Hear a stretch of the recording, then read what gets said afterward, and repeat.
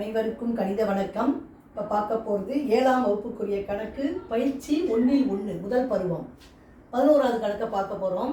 -8 + 10 + -2 is equal to டேஷ்னு கொடுத்துருக்காங்க. இந்த கணக்கை பொறுத்த வரைக்கும் முழுக்களினுடைய கூட்டல் கணக்கு கொடுத்துருக்காங்க.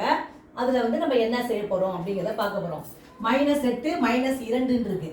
2 நம்பர் என்னது குறை முழுவில் கொடுத்துருக்காங்க. ஒரு நம்பர் மிகை முழுவில் இருக்கு. இப்போ ஒரே நம்பரா ஒரே குறியீடாக இருந்தால் நம்ம என்ன செய்யணும், கூட்டணும், அந்த குறியீடை இட வேண்டும். இப்போ -8 -2 இருக்கு. ஃபர்ஸ்ட் ஸ்டெப்பை நம்ம என்ன செய்யறோம், -8ஐயும் -2ஐயும் கூட்ட போறோம். +10 -8ஐயும் -2ஐயும் கூட்டணும்னா ஒரே குறியீடாக இருந்தால் கூட்டி அந்த குறியீடை இட வேண்டும். 8 2 10 -10. அடுத்து என்ன இருக்கு, +10.